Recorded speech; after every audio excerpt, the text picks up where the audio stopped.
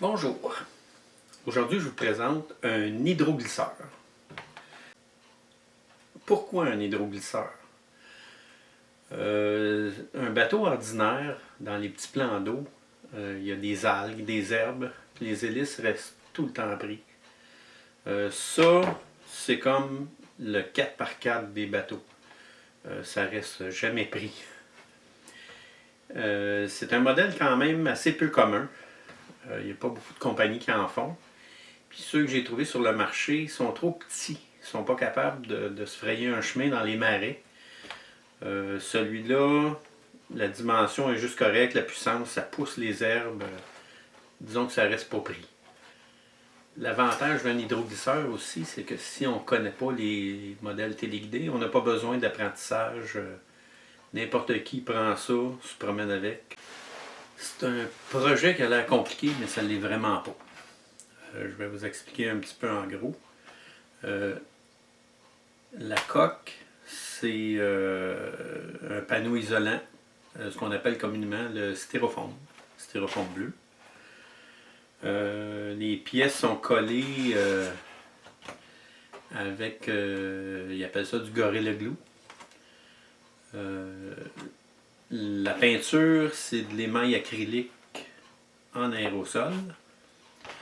Il faut faire attention de faire bien des tests avant de faire du collage ou de la peinture, parce que la plupart des peintures vont faire fondre le foam. Il y a la colle chaude aussi qui peut fonctionner pour coller des pièces. Le secret de l'aéroglisseur, si vous regardez en dessous, il y a les lisses. C'est ce qui permet de diriger le bateau sans qu'il s'en aille tout croche. C'est grâce à ça que ça s'en va en ligne droite. Moi, je l'ai fait avec des strips de Lexan, puis c'est collé en dessous. Ça peut être en aluminium aussi, ça fait pareil. Vous voyez ici la section centrale, ça ici, c'est en styrofoam aussi. Ça permet de tenir le moteur en place, ici, et puis toute l'électronique. Les côtés larges, ça n'empêche l'eau d'éclabousser sur l'électronique, ça fonctionne très bien. Ici, on voit un support en métal. C'est une broche de métal qui a été soudée comme en U, une section par-dessus, vissée sur le frame. Ça sert à tenir les ailettes de direction et puis les cerveaux. Si vous voyez comme il faut, il y a deux cerveaux ici. Ça, c'est pour ajouter à la fiabilité du système en cas qu'il y ait un problème avec un des cerveaux.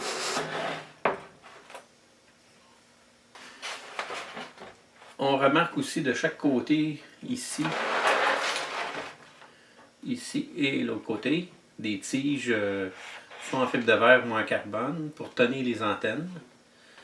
C'est préférable, ça c'est l'antenne vidéo, puis l'autre c'est l'antenne de contrôle.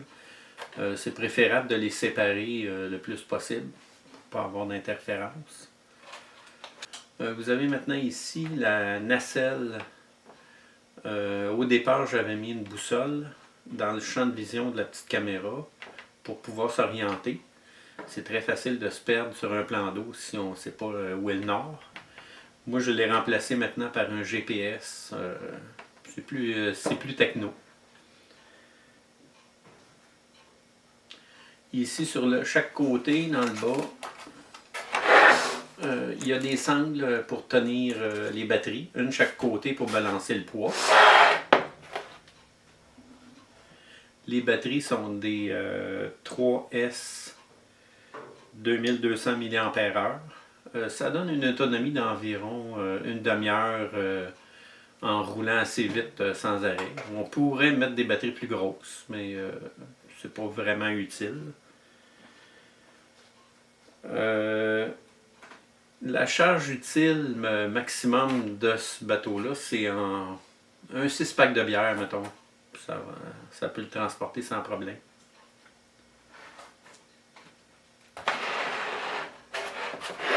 L'hélice à l'arrière ici, c'est une Graupner 10 pouces. c'est une 10-5, 5 pouces de pas, 10 pouces de diamètre. On pourrait pas vraiment mettre plus gros que ça. Ça donnerait pas grand chose de plus. Puis il n'y aurait pas vraiment la place non plus pour le mettre.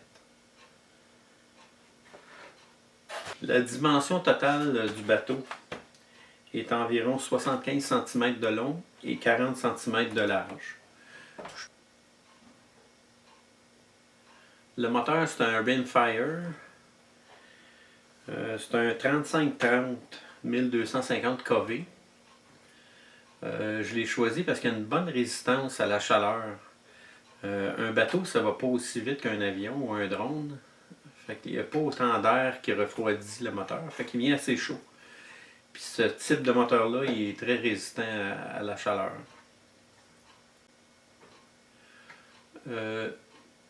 Pour supporter les pièces sur le pad, j'ai mis des pièces en lexan collées sur le foam. Comme dans le cas du moteur, il y a une pièce en lexan ici à l'arrière qui est collée sur le foam. Et puis ensuite, j'ai pris un support de moteur d'un avion Bixler en aluminium, puis je l'ai inséré au travers du lexan. Fait que ça donne un support assez solide, ça résiste aux vibrations puis à la chaleur. Les pièces électroniques, même chose, j'ai mis des petits carrés de lexan collés sur le styrofoam, puis ensuite je peux coller mes composantes solidement dessus. Les sangles de batterie en avant, même chose. Il y a des petites pièces en lexan là, qui est en dessous pour avoir une surface plus solide. Ici, on a un ESC réversible étanche qui vient d'un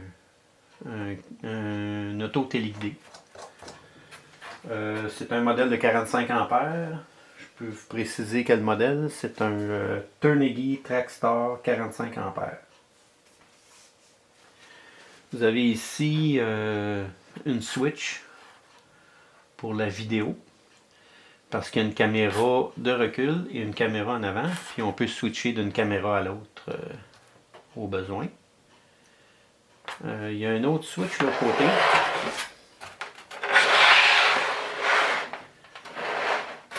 Elle est ici. Celle-là, c'est une switch pour faire fonctionner le spot.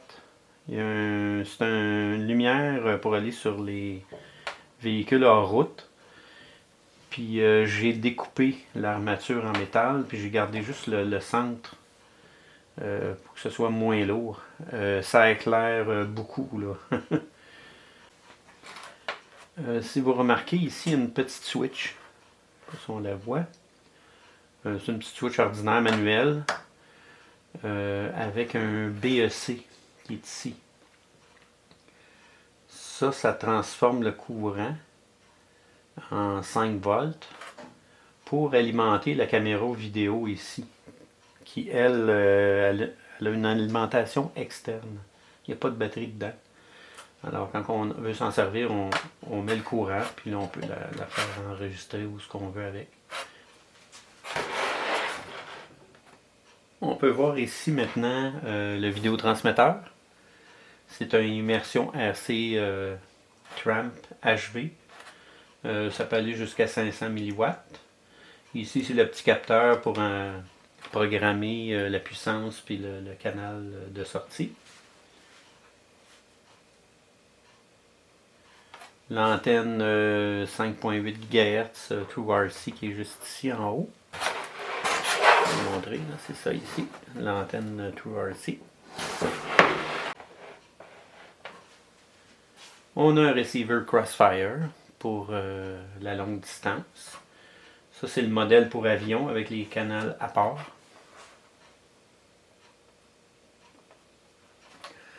Anciennement, ce bateau-là, il est sorti avec un système Easy OHF de 433 MHz et puis un système vidéo de 1.2 GHz.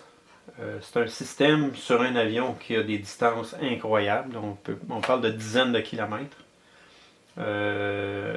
Curieusement, au sol, c'est pas la même chose. Il n'y a pas un énorme avantage à utiliser le UHF sur cet engin-là.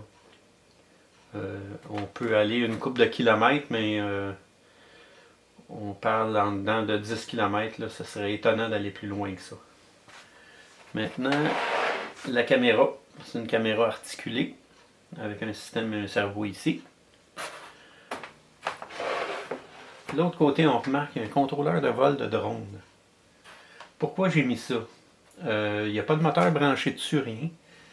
Il y a seulement le système vidéo qui est branché dessus. Puis je me sers du OSD, On-Screen Display, pour afficher ce que je veux sur l'image vidéo que je reçois. Entre autres, je reçois des données du GPS. Je peux avoir le voltage de la batterie, le temps qu'il me reste, le chronomètre, autrement dit. La force du signal. On choisit et on configure le OSD comme on veut avec ce petit contrôleur de vol là. J'ai configuré quelques switches pour les fonctions du bateau. Une évidemment pour actionner le spot pour éclairer. Une pour actionner un beeper. Si on perd le bateau, il va émettre un signal sonore pour le retracer. J'ai une switch qui est programmée pour bloquer le reculon. C'est plus facile si on accroche la switch de ne pas le mettre au reculon par erreur. J'ai une switch aussi pour limiter la puissance du moteur parce que s'il va trop vite, il va virer à l'envers. Il va aller trop vite puis il va virer à l'envers. Si on reste pris dans les joncs, là on peut ouvrir la puissance du moteur pour se déprendre. J'ai un bouton qui est programmé pour faire pivoter la caméra. Une switch pour la source vidéo, pour actionner la caméra de recul. Et puis en gros, c'est à peu près ça. La prochaine modification, ça va concerner la caméra et le vidéotransmetteur. Je vais mettre un système HD sur le bateau. C'est pour avoir une meilleure image, puis on observe la nature, les canards, tout ça, fait que c'est préférable d'avoir une plus belle image. Le seul inconvénient de mettre le système HD, c'est que je vais perdre ma caméra de recul.